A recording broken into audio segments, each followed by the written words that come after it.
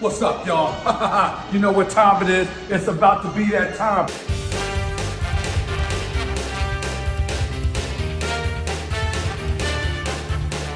Damn, son, where'd you find this?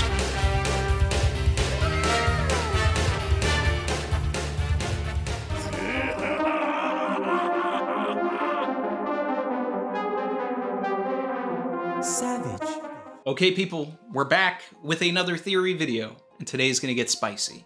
All right, the blood is flowing. We have new information that opens the door to all types of speculation. Okay, and today we're gonna get into the Rocky Port incident in particular, and pronunciation check, Wang Zhi.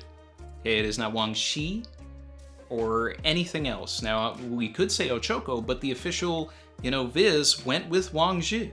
To explain this, you do not pronounce the I in the name, just the ZH, so it sounds like the end of the word judge, DGE, Wang Zhi. He was a former rocks pirate that the collective community believed was dead. We all believed he was a special zombie like Captain John in Thriller Bark, because nothing in the story told us that he was alive. Until Blackbeard mentions it and ties him to the Rocky Port incident. Now, the interesting thing about this is that we have had very little to no information about the Rocky Port for years. What are the facts that we know? 1. Law was the mastermind, or is at least considered the mastermind by Brand New. It is heavily implied that the Rocky Port incident is the event that landed Law his Shichibukai warlord spot. 2. Kobe was involved in such a way that he saved so many civilians that his epithet now is Kobe the Hero. He is the hero of the Rocky Port incident. We were first told this by Kiros in chapter 903 when they were on their way to the reverie and Kobe stopped the torpedo and all of that. And now, as of 1059, we know that Wang Zhi was a part of this Rocky Port incident as well, and potentially Blackbeard.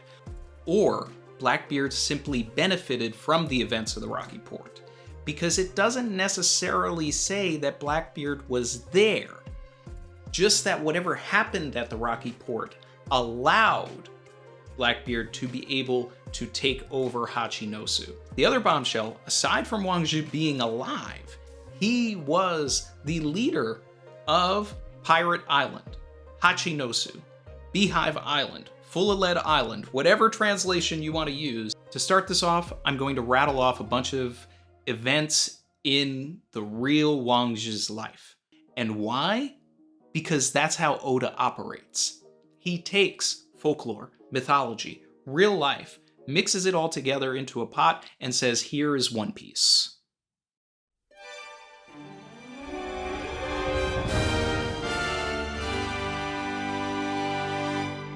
Executed in 1560 as a Japanese pirate or woko, Wang Zhi was actually a Chinese-born citizen responsible for establishing a trade route between the two countries during a time of closed borders. Any maritime movement of goods at that time was considered smuggling or piracy and extremely frowned upon.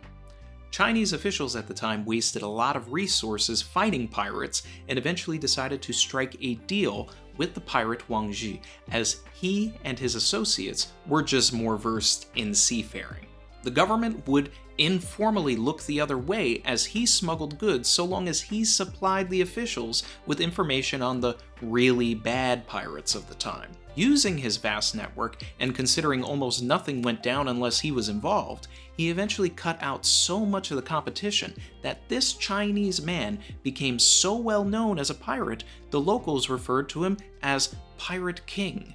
Our boy started with salt and other spices at first, but later escalated his illegal activities to European weapons after dealing with some Portuguese making their first trip to Asia. Eventually, government officials who were not as keen on keeping the prior arrangements came into office.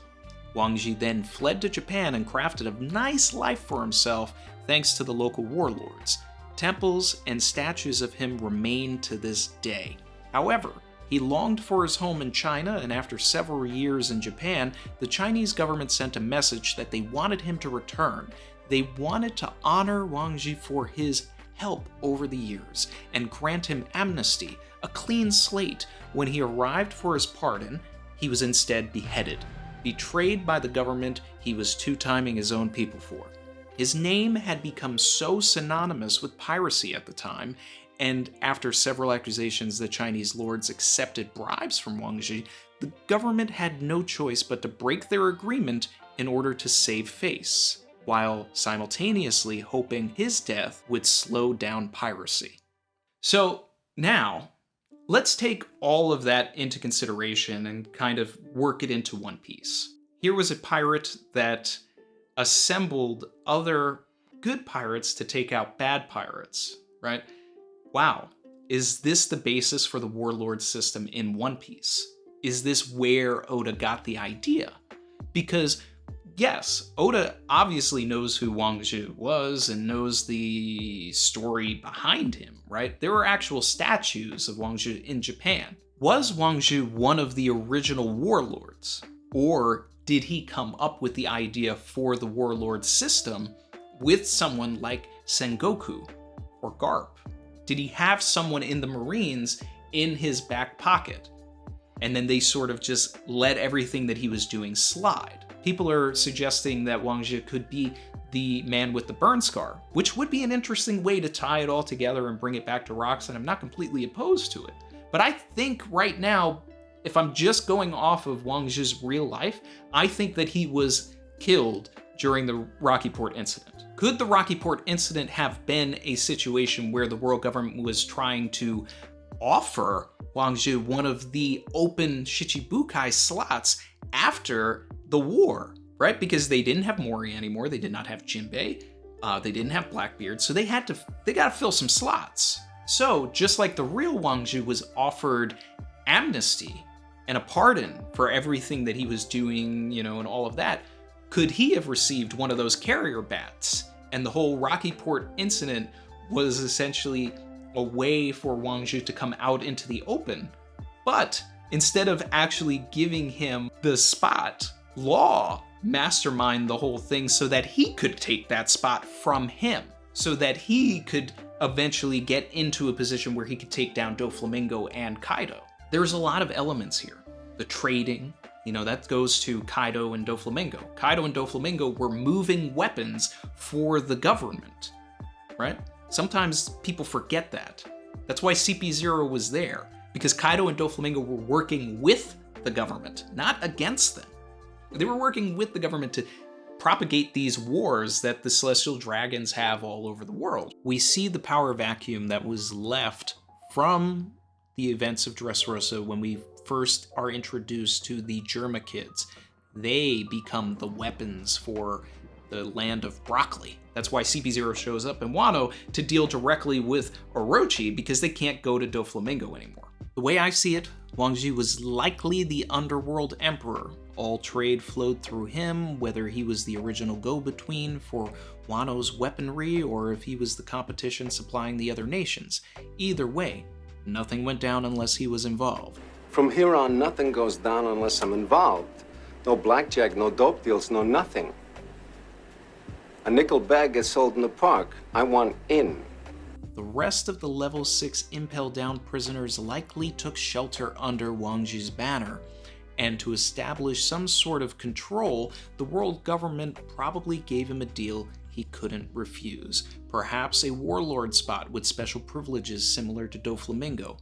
So he goes to Rocky Port to establish himself as one of the new warlords, but perhaps due to the changing of the guard, maybe there was a deal in a prior arrangement with Sengoku, but that deal did not apply with Sakazuki, so it was all a ploy to kill Wang Zhi. Now Law, who's the mastermind of the incident, certainly did want to become a warlord, so he may have seen this as an opportunity to put him in position to actually establish himself as a warlord and get that one step closer to his goal of taking down Doflamingo and Kaido. If it was well known that Blackbeard wanted Hachinosu, it's possible Law shared his plan with Blackbeard to ensure victory. In the midst of all the chaos, Kobe was able to get citizens to safety. Ultimately, Law was likely able to defeat Wang Zhi and steal the hearts of the impelled down prisoners that fell under Wang Zhi's banner. Law turns in the hearts, Law gets the spot. Wang Zhi gets beheaded or imprisoned and impelled down. The power vacuum allows Blackbeard to swoop in and steal Hachinosu for himself. Now to tie this to the laws and sword theory, Garp and potentially Sengoku want to take the Celestial Dragons to task and hold them accountable for their atrocities and warmongering. So, they want to eliminate the arms trade. They want to eliminate the weapons dealing. Kuzan leaves the Marines under false pretenses but shacks up with Blackbeard to monitor his movements. Kuzan and Law both work together at Punk Hazard. Dozens of impelled down prisoners are frozen within the ice of Punk Hazard. We see this.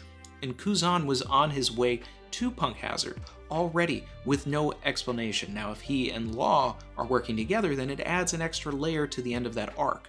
Wang Zhi, as the go-between for Kaido and the weapons of Wano, means first order of business is to take him out so Kaido no longer has a distributor.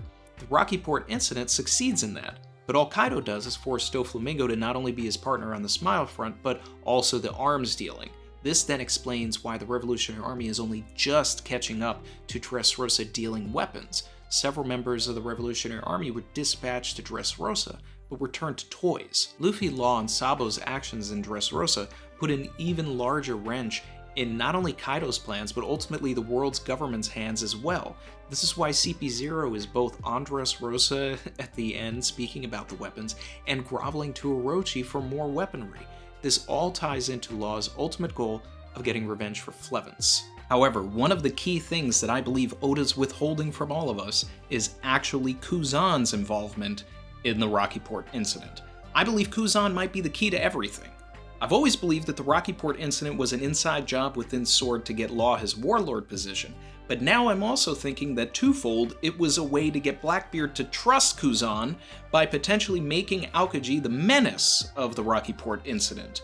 If Law and Kuzan weren't working together to get the 100 hearts, then how could we explain the legions of impelled down prisoners literally frozen within the walls of Punk Hazard?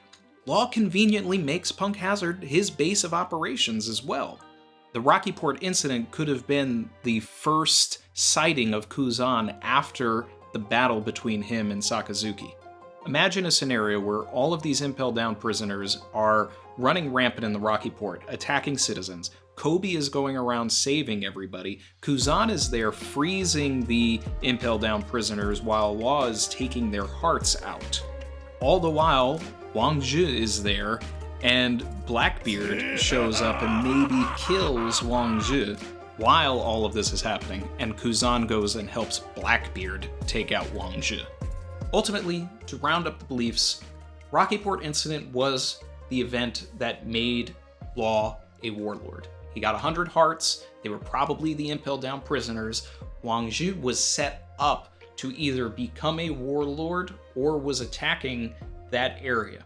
Kobe was saving all of the citizens at the time and potentially working with Law to figure all of this out. But because they were able to take down Wang Zhi and all of his pirates at that particular time, it opened a power vacuum to Hachinosu, which allowed Blackbeard to go in and just set up shop there. All in all, that's going to wrap things up, guys. I know it's a lot of speculation, I know it's a lot of spitballing and all of that, but somewhere in here, I think we're getting closer. With every crumb that Oda gives us, we can go a mile. I want to know your thoughts in the comments, what you think the Rocky Port incident was or wasn't, where you think Wang Zhi falls into all of this, how Wang Zhi's life ties into everything with One Piece, or did Oda just take elements from that and already incorporate it into the story, like the Warlords, like Kaido, or anything like that? But where does Wang Zhi fall into the story? Why did we never know about him until now? But I also want to draw the attention to this analysis that was made by a historian of the Ming Dynasty named Chelsea Wang. So that video is linked below. It may help you come to your own conclusion. All right? That's what we're doing here. I hope this video was entertaining. I hope this video was fun. And that's what it's all about, right? Like, comment, subscribe if you're feeling the vibe. I'll catch you guys later. Bye.